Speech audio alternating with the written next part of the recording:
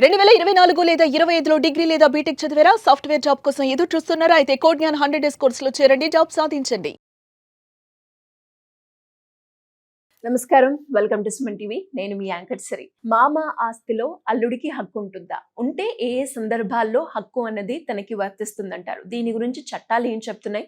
Recent గానే Kerala high court దీనికి సంబంధించి సంచలనమైన తీర్పునైతే ఇవ్వడం జరిగింది. దీని గురించి క్లియర్ గా విశ్లేషణ ఇవ్వడానికి మనతో పాటు ఉన్నారు హైకోర్టు అడ్వకేట్ అలగరి రవీంద్రనాథ్ గారు. అడిగి తెలుసుకునే ప్రయత్నం చేద్దాం. నమస్కారం సార్. నమస్తే అండి సిరి గారు. సార్, అందరూ కూడా ఈ న్యూస్ వినగానే షాక్ అవుతున్నారు. నిజంగానే ఉంటుందా మామ ఆస్తిలో అల్లుడికి హక్కు? ఉంటే ఏ సందర్భాల్లో ఉంటుంది? అసలు చట్టం ఏం చెప్తుంది అని అడుగుతూ ఉన్నారు. ఏంటి సార్ లేటెస్ట్ అప్డేట్ దీనికి సంబంధించి? కేరళ హైకోర్టు రీసెంట్ గా అల్లుడు గారికి కూడా మామగారి యొక్క ఆస్తి మీద హక్కులు ఉంటాయి, కొన్ని ప్రత్యేక పరిస్థితుల్లో కొన్ని సందర్భాల్లో మాత్రం ఉంటుంది అని చెప్పి ఒక సంచలనాత్మకమైనటువంటి ఒక తీర్పునివ్వడం రీసెంట్గా ఇవ్వడం జరిగింది. సో ముందుగా ఈ తీర్పుని మనం చెప్పుకునే ముందుగా అసలు ఎలా ఉంటుంది, అసలు చట్టం ఏం చెప్తోంది?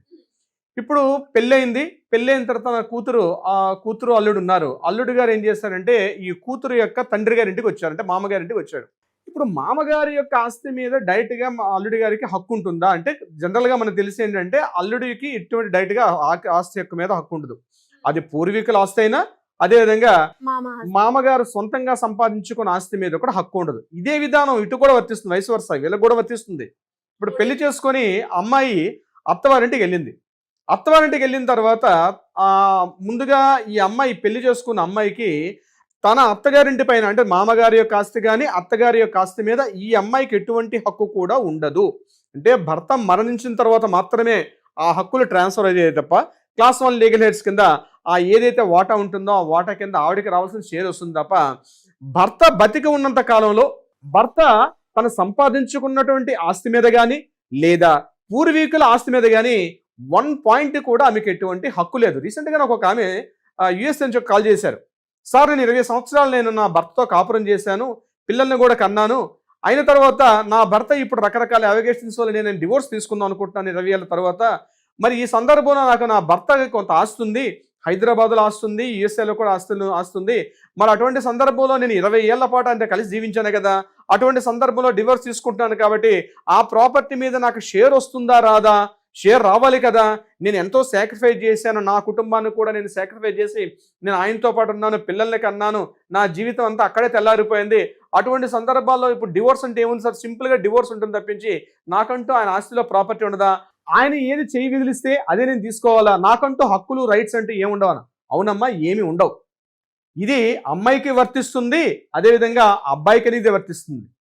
అమ్మాయి ఎలా అయితే క్లెయిమ్ చేసుకోలేదా, భర్త బతికుంటుండగా ఆయన యొక్క ఆస్తిలో కానీ స్వార్జితమైన ఆస్తిలో కావచ్చు లేదా పిత్రార్జితమైన ఆస్తి అంటే పూర్వీకుల యొక్క ఆస్తి, అందులో కూడా ఈమెకి ఎటువంటి షేర్ ఉండదు. భర్త బతికి ఉన్న సందర్భంలో పిల్లలకు మాత్రం, వీళ్ళిద్దరికి పుట్టిన పిల్లలకు మాత్రం ఆస్తి హక్కు వస్తుంది. అదేవిధంగా మామగారి యొక్క ఆస్తి మీద కూడా అల్లుడు గారికి ఎటువంటి హక్కులు ఇప్పుడు అందరికీ తెలిసిన విషయమే. కానీ కేరళ హైకోర్టు రీసెంట్గా ఒక జడ్జిమెంట్ ఇచ్చింది. ఆ జడ్జిమెంట్ ప్రకారం అందులో ఉన్న విషయం ఏంటంటే, తన మామగారు ఏం చేశారంటే కొడుక్కి తను సంపాదించుకున్న ఆస్తి, పూర్వీకుల ఆస్తి కాదు, తను సంపాదించుకున్న ఆస్తిని బదిలీ చేశాడు అనుకోండి. అంటే తన ఇష్టపూర్వకంగా తన ఆస్తి అల్లుడి గారికి ఇచ్చాడు అనుకోండి, ఆ ఆస్తి మీద మాత్రం తప్పనిసరిగా అల్లుడికి హక్కులు ఉంటాయి. ఇష్టపూర్వకంగా అంటే ఏంటి, ఒక సేల్ డీడ్ కానీ గిఫ్ట్ డీడ్ కానీ ఇచ్చేశారు అనుకోండి, అటువంటి సందర్భాల్లో మాత్రం అల్లుడికి దాని మీద ఆస్తి మీద పూర్తి హక్కులు ఉంటాయి. అంటే మామగారు తను ఇష్టపూర్వకంగా కానీ ప్రాపర్టీ ఇస్తే దాని మీద హక్కులు ఉంటాయి తప్ప డైరెక్ట్గా రైట్స్ అన్ని ఆటోమేటిక్గా ట్రాన్స్ఫర్ అయితే అవకాశం ఉండదు. కానీ ఇక్కడ మరలా ఒక మెలికి పెట్టారు. ఏదైనా సందర్భంలో అల్లుడు గారు కానీ ఒకళ్ళు గిఫ్ట్ డీడ్ చేసిన తర్వాత అల్లుడు గారు కానీ సరైన సందర్భంలో తన కొడుకులు లేరు, ఇద్దరు అమ్మాయిలు ఉన్నారు కాబట్టి అల్లుడు గారికి అరే నేను ఇష్టంగా ఈ ఆస్తి ఇస్తున్నా అని చెప్పాడు. కానీ తన చివరి సమయంలో కానీ లేదా తనకేదో ఇబ్బంది కలిగిన పరిస్థితుల్లో అల్లుడు గారు ఇబ్బంది పెడుతున్నారు అని తెలిసిన సందర్భంలో మరలా ఆ ప్రాపర్టీని వెనక్కి తీసుకునే వెసులుబాటు కూడా కల్పించడం జరిగింది కేరళ హైకోర్టు ఇచ్చినటువంటి ఈ జడ్జిమెంట్ ద్వారా. అంటే ప్రాపర్టీ ఇవ్వచ్చు, గిఫ్ట్ డీడ్ చేయొచ్చు, కానీ గిఫ్ట్ డీడ్లో మాత్రం ఒక క్లాజ్ మెన్షన్ చేసుకోవాలి. నన్ను నా చివరి అవసాన దశలో తన యొక్క ఓల్డేజ్ ఏజ్లో తనను సరిగ్గా చూసుకోవట్లేదనో, అంటే ఇక్కడ ఏజ్ ఒకటే ఇర్రెస్పెక్టివ్ అనే కాదు, ఏదైనా నచ్చకపోతే మరలా ఆ ప్రాపర్టీని వెనక్కి తీసుకునే వెసులుబాటు కూడా కోర్టు ఇవ్వడం జరిగింది. అంటే ఇవ్వకూడదా అంటే ఇవ్వచ్చు. ఎలా ఇవ్వచ్చు?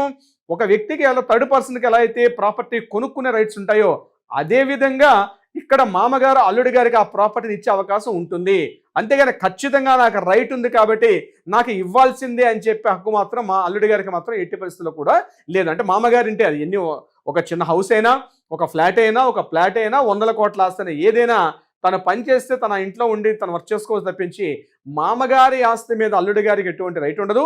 అదేవిధంగా అమ్మాయికి కూడా సేమ్ ఇదే వర్తిస్తుంది. అమ్మాయికి కూడా తన ఎలా అయితే ఆ ఇంట్లో ఉండడం కేవలం భర్త ఉన్నంత కాలం మాత్రం ఉండదు.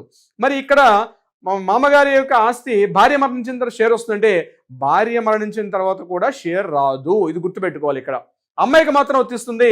ఇక్కడ మా అల్లుడికి మాత్రం భార్య మరణించిన తర్వాత అల్లుడి గారికి కూడా షేర్ మాత్రం 80% రాదు. పిల్లలకు మాత్రం తన అమ్మగారి ఆస్తి కాబట్టి పిల్లలకు వచ్చే అవకాశం ఉంటుంది. ఇక్కడ మాత్రం అమ్మాయికి మాత్రం తప్పనిసరిగా తన భర్త మరణించిన తర్వాత తనకు మాత్రం లీగల్ షేర్ వస్తుంది. పెళ్లి టైంలో ఇచ్చినటువంటి స్త్రీధనం అదంతా కూడా అకౌంట్లోకి రాదు. పెళ్ళైన తర్వాత ఇక్కడ అమ్మాయికి మాత్రం భర్త మరణాంతరం మాత్రమే వచ్చే హక్కు ఉంటుంది. ఇక్కడ అల్లుడి గారు మామగారు చనిపోయిన తర్వాత కూడా ఆ ప్రాపర్టీ మీద వచ్చే హక్కు మాత్రం ఇటువంటి తనకు ఏ రకంగా చెందలేదు. లేదా కొన్ని ప్రత్యేక పరిస్థితుల్లో మాత్రమే అల్లుడి గారికి వస్తుంది. వీలైతే మనం దాని మీద ఒక ప్రత్యేక వీడియో చేసే ప్రయత్నం చేద్దాం. కింద కామెంట్ బాక్స్లో మనం చూస్తున్నటువంటి ఆడియన్స్ ఎవరుతున్నారో దీని మీద ఏదైనా డౌట్స్ ఉన్నాయి, ఖచ్చితంగా సార్ మీ డౌట్తో మేము సఫర్ అవుతున్నాం, మాకు ఏదైనా ఒక సలహా చెప్పమంటే తప్పనిసరిగా దాని మీద వీలైతే మనం ఒక ప్రత్యేక వీడియో కూడా చేసే ప్రయత్నం చేద్దాం. సిరి గారు. డెఫినెట్గా సార్. మీరు అన్నట్టుగానే అంటే ఆస్తికి సంబంధించి రకరకాల ఇష్యూస్ అయితే జరుగుతూ ఉంటాయి.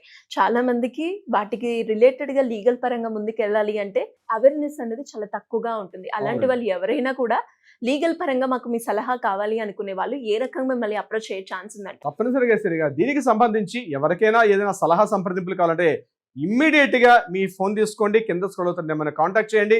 లీగల్ టీం మీకు ఎప్పుడు అందుబాటులో ఉంటారు, మీకు కావాల్సిన సలహా సంప్రదింపులు ఇచ్చే ప్రయత్నం చేస్తారు. అది కాకుండా ఏదైనా కోర్టులో వివాదం ఉన్నాయి, పరిష్కారం కాని దిశలో ఉంటే కూడా తప్పనిసరిగా ఒక పరిష్కారం చూపించే ప్రయత్నం చేస్తారు మన లీగల్ టీం. సిరి గారు. Thank you sir. Thank you so much. Thank you so much అండి సిరి గారు.